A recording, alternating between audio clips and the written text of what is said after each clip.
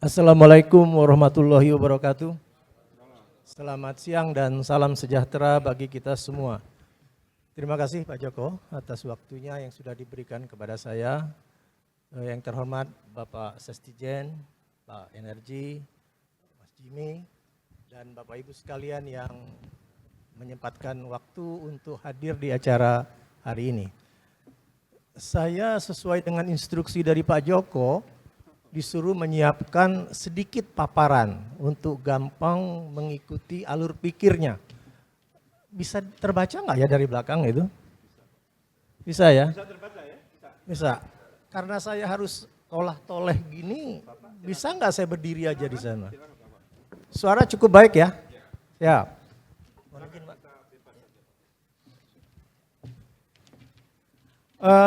Sesuai instruksi Pak Joko, saya diminta untuk sharing dengan Bapak Ibu sekalian mengenai topik yang sangat penting, yaitu diplomasi kebudayaan.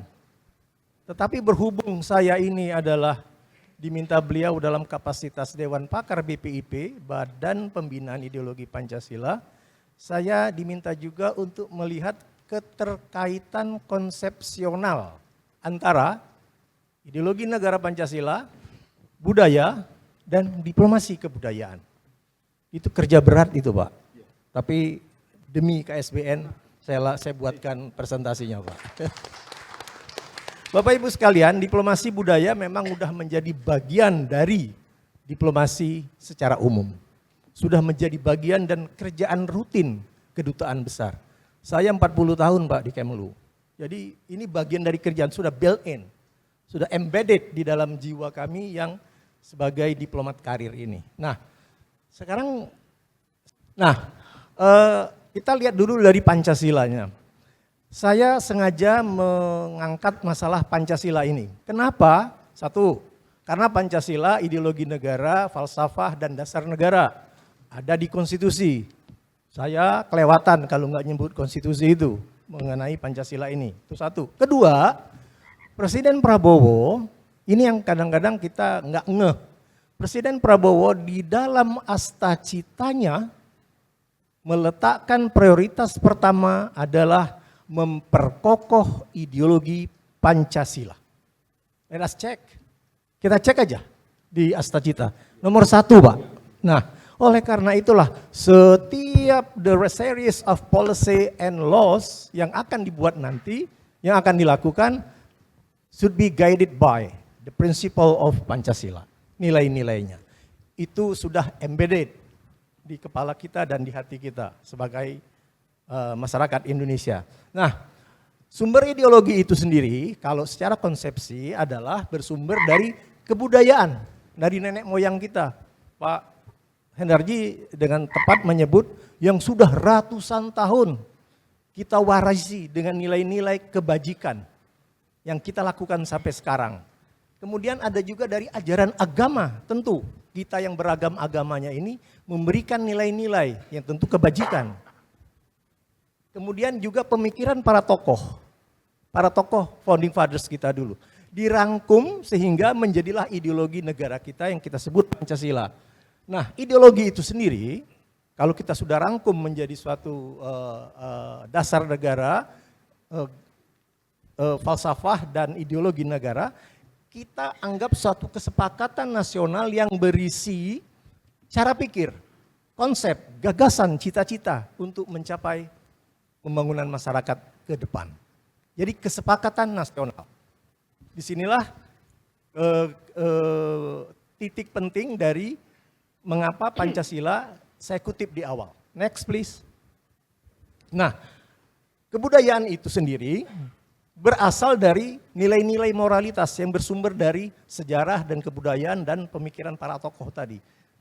Ada nilai moralitas, kemudian ada etika di dalamnya, dalam budaya kita. Dari ideologi, dari budaya, kita serap menjadi ideologi. Dari ideologi, kita lakukan dalam tindakan yang disebut sebagai panduan moralitas dan etika. Nah, panduan moralitas dan etika yang ada di dalam Pancasila itulah yang pada akhirnya menentukan tradisi kita, kebiasaan kita, adat istiadat yang secara umum kita sebut budaya. Jadi budaya itu memang berdasar moralitas dan etika yang bersumber dari perumusan ideologi yang diambil oleh para tokoh dari budaya itu sendiri, adat istiadat, etika, sejarah, whatsoever, dan kultur. Jadi disinilah letak keterkaitan antara ideologi dan budaya. Next please. Nah, dari moralitas dan etika tadi, kemudian kita ajukan pertanyaan. Apa yang dikehendaki dengan nilai moralitas yang terangkum di dalam Pancasila dan moral yang berisi moral dan etika itu, ketika kita melihat di dalam kehidupan masyarakat, bisa kita rumuskan, yaitu moralitas dan etika itu akan memberikan pedoman di dalam membangun budaya yang berketuhanan. Kenapa budaya yang berketuhanan? Kita melakukan kegiatan sehari-hari tidak terlepas dari inspirasi nilai-nilai agama, sila pertama.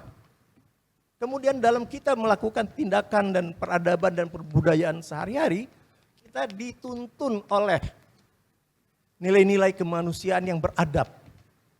Lagi sila kedua, dan seterusnya. Dan disinilah kelihatan bahwa dari satu paket budaya berketuhanan, berkemanusiaan, dan beradab, tujuan kita di dalam peradaban yang luhur itu, kalau kita bisa rumuskan dalam kondisi sekarang, yang dicita-citakan oleh para founding fathers kita itu, yang kita lihat aktualisasinya sekarang adalah menciptakan masyarakat yang toleran, yang kemudian juga yang bersikap moderat.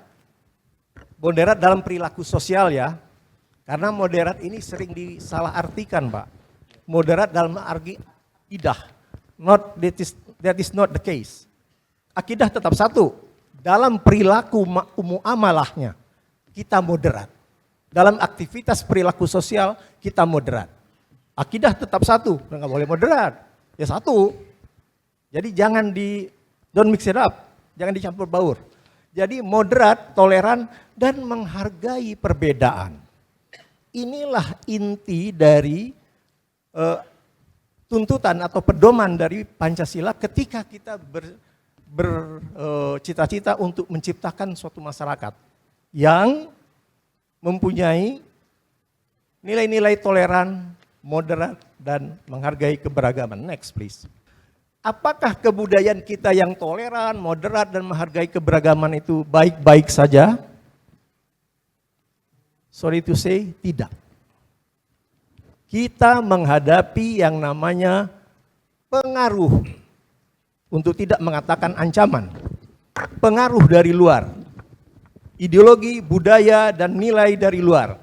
Sekarang ini, kita di BPIP, dan kebetulan saya juga orang Kemlu, Pak, ketika kita bercerita membahas ancaman, dari segi nilai dan ideologis minimal ada 3.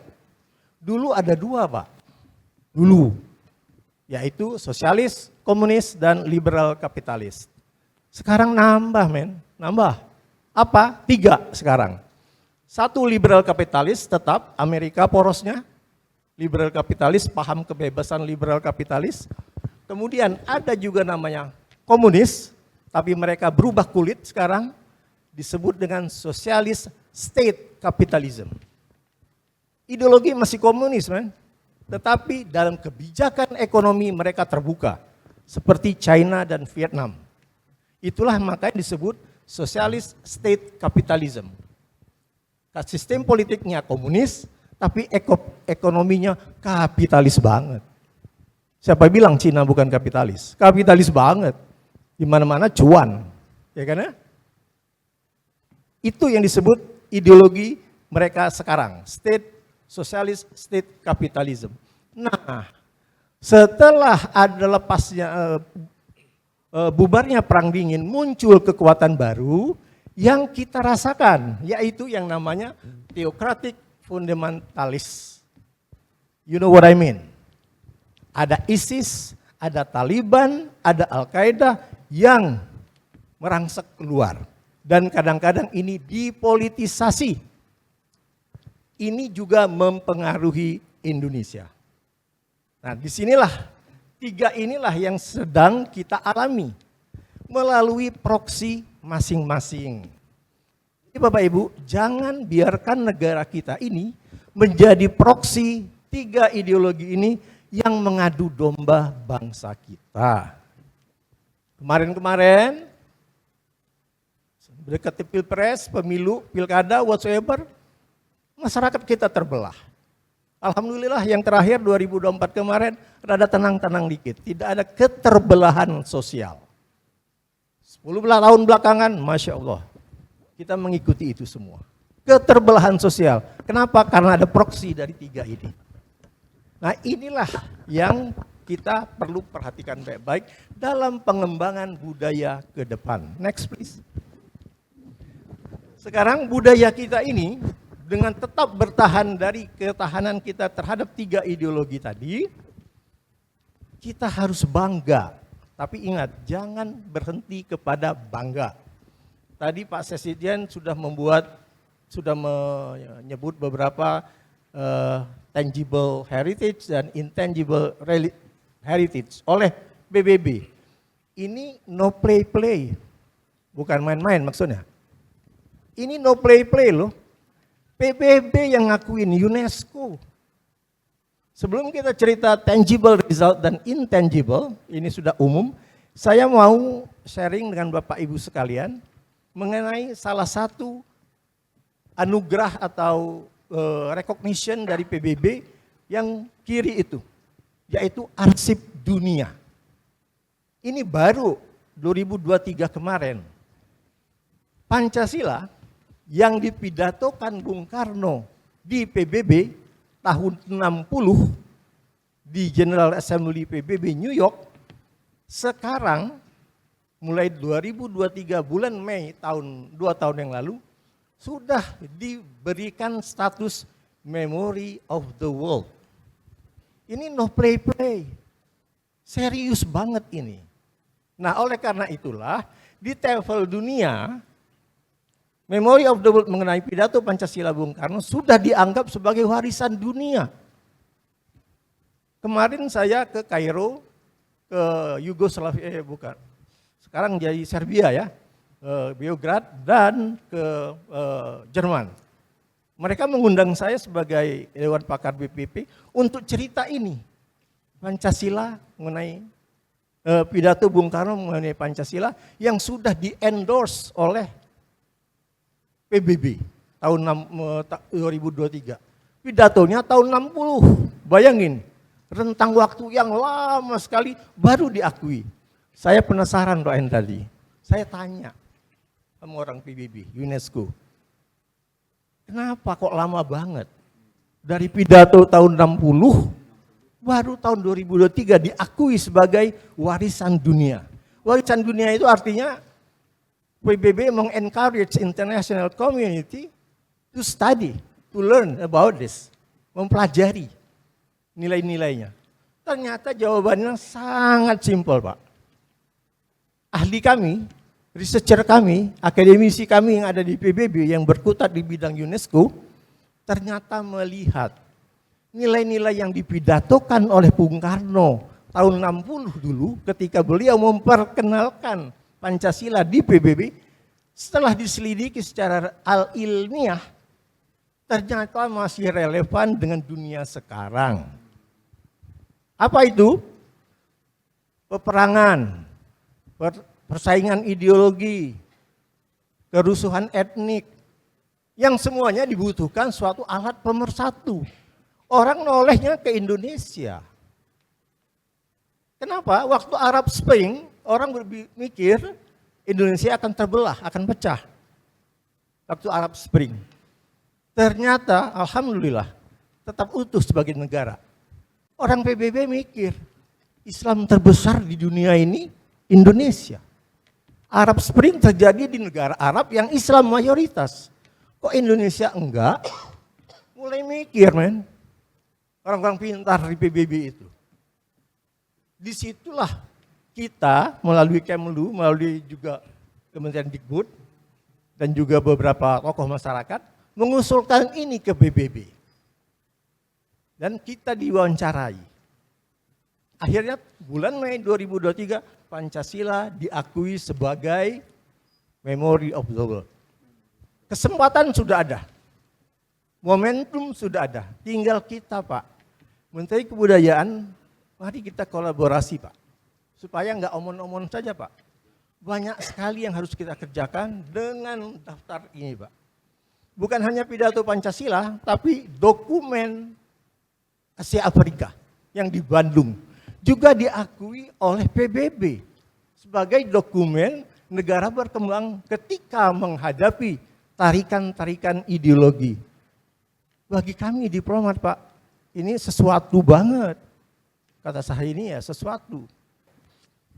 Nah jadi ketika PBB sudah memberi Memory of the World, banyak sekali, saya cerita aja yang baru-baru, pidato Pancasila Bung Karno dan dokumen Asia Afrika. Itu asset for diplomacy. Saya tulis di bawahnya itu, asset for diplomacy. Bukan saja Pancasila dan Konferensi Afrika yang bisa kita lakukan sebagai diplomasi. Saya senang sekali ada Kementerian Kebudayaan Pak, dan ada juga Dirjen Diplomasi Budaya. Yuk Pak, kita kerjain Pak. Saya udah pensiun dari Kemlu Pak. Mungkin Kemlu ngurusin politiknya kebanyakan, ya budayanya rada-rada dianggap rutin di mana? Di KBRI.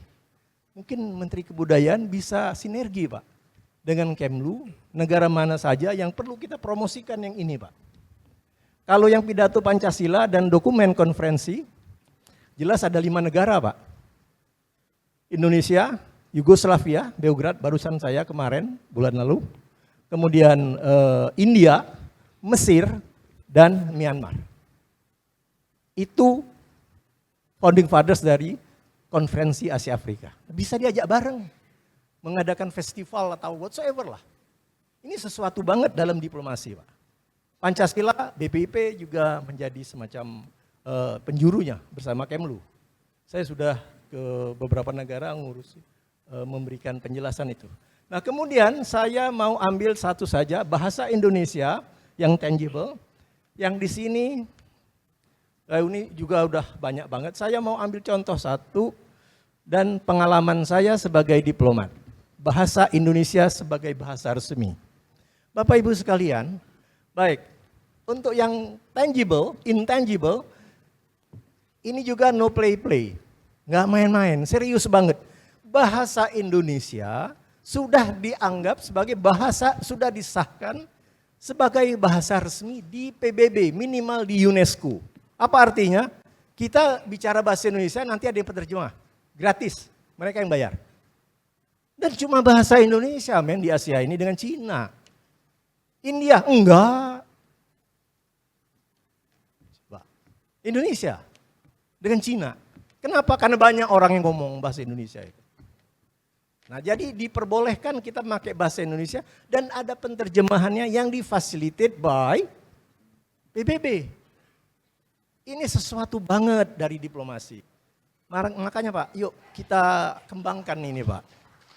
Sesuatu banget, kata Syahrini itu. Nah, saya mau cerita. Dikbud mempunyai diplomasi budaya dengan kerangka Dharma Siswa. Saya akan cerita sedikit betapa ada tragedi di dalam Dharma Siswa. Dan saya sudah lapor ke Pak Hilmar Farid dan sudah lapor ke Pak Marty Natalegawa waktu itu. Ceritanya begini, Kemlu dan Dikbud kerja bareng membuat program Dharma Siswa Pak. Ke seluruh dunia, ribuan alumninya, ya Pak ya. Saya kebetulan duta besar di Polandia. Saya sedikit runtut, ini cerita. Nanti ada tragedinya saya ceritakan sebagai penutup. Saya sebagai duta besar, suatu hari staf saya, local staff, orang bule, orang Polandia, perempuan dan kebetulan cantik. Makanya diajak untuk festival ini. Diajak oleh, don't be surprised man, oleh kedutaan Malaysia di Polandia. Coba. Kedutaan Malaysia di Polandia, di Warsawa, teman saya dong, dubesnya teman saya kan, itu merekrut alumni dan mahasiswa untuk mengikuti lomba pidato berbahasa Melayu di Kuala Lumpur yang diadakan oleh kantor Perdana Menteri. Coba. Yang mengadakan kantor Perdana Menteri. Lah, kalau sebagai diplomat diam saja, saya dua salahnya. Salah kepada Pancasila, salah kepada Dikbud. Gak boleh Pak, harus kita lawan Pak. Nah akhirnya saya protes ke Dubes Malaysia karena mereka itu memetik hasil buah yang sudah kita tanam. Alumninya sudah kita ajak, mahasiswa bukan hanya di Polandia, Hongaria yang daerah Eropa Timur itu kan baru melek tuh, baru terbuka. Jadi senang banget kalau diajak ke luar negeri. Jadi disasarnya adalah alumni-alumni dan mahasiswa yang di negara-negara belum terbuka itu. Hongaria, Cekoslovakia, Polandia dan Hungaria. Diambilin, diundang untuk mengadakan pidato bahasa Melayu. Ketika mengajak mereka bahasa Melayu, mereka curang banget. Jadi mereka dibuat draft, disuruh ngedraft pidato bahasa Indonesia. Panitia di sana di Kuala Lumpur menerjemahkan dalam bahasa Melayu dengan sedikit perbedaan. Dan dibilang kepada mereka ini, peserta yang orang bule-bule ini, kalau ditanya di mana bisa bahasa Indonesia, jangan bilang bahasa Indonesia. Bilang bahasa Melayu. Kita punya teman banyak Pak di KL. Ya kan? Informan kita banyak. Nah inilah kejadian. Pelajaran yang kita tarik adalah kenapa Malaysia kok sampai berani mengambil, memanfaatkan alumni kita itu? Karena kita diam. Karena kita tahu tapi rikuh dan segan untuk menegur. Pak diplomat nggak boleh penakut Pak. Harus dilawan itu Pak. Nah kebetulan diplomatnya Jumalah saat itu Pak. Sudah terjadi berapa tahun sebelumnya. Ya itu namanya diplomat pejuang. Harus marah dong, dimarahin orang itu. Akhirnya saya minta petunjuk ke Pak Marty.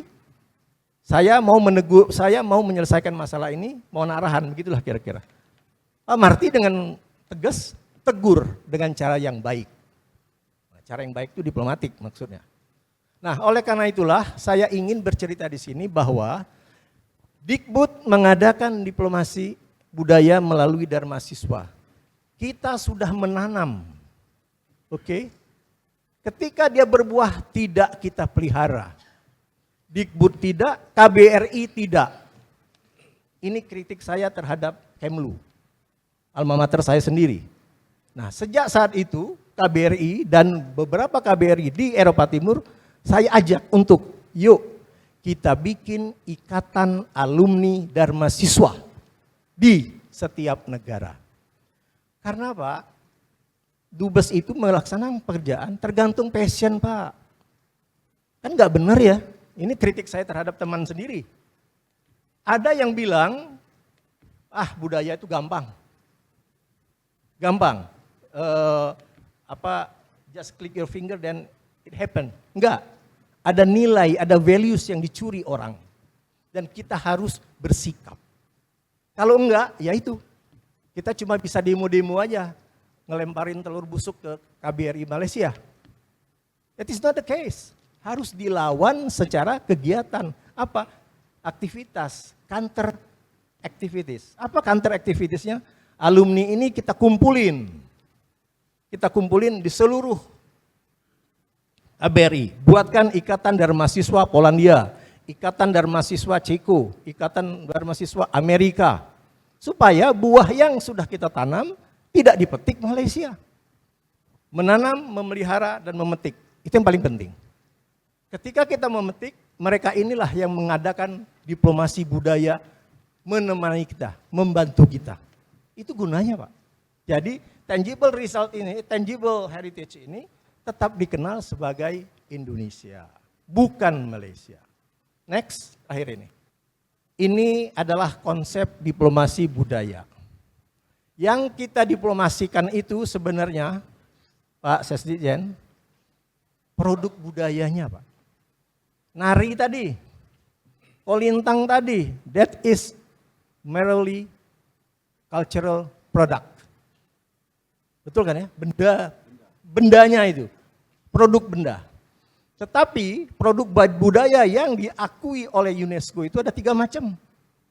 Ada memory of the world, arsip, ada warisan tak benda, ada warisan benda. Sekarang kita lihat 3-3 ini. 3-3-nya itu benda mati semua, men. Benda mati semua. Pertanyaannya bagi kita diplomat, bagi Menteri Kebudayaan dan Kemlu, bagaimana kita meniupkan ruh, spirit terhadap 3 benda budaya ini. Karena di dalamnya itu ada values yang harus kita proyeksikan ke luar negeri. Seperti angklung. Angklung udah diakui kan, Pak? Kalau kita cuma main angklung saja pada saat resepsi 17 Agustus di luar negeri, it means nothing, man. It means nothing. Karena apa? Angklung musik. Bambu, orang kenal bambu. Tapi bagaimana menyuntikkan ruh di dalam angklung itu, di dalam suasana resepsi. Itu ada values-nya. Ternyata para duta besar dan diplomat Indonesia, otokritik lagi, tidak begitu rajin untuk menarasikannya secara jelas dan tegas. What is values embedded in the angklung? Nilai apa yang ada tertanam di dalam angklung?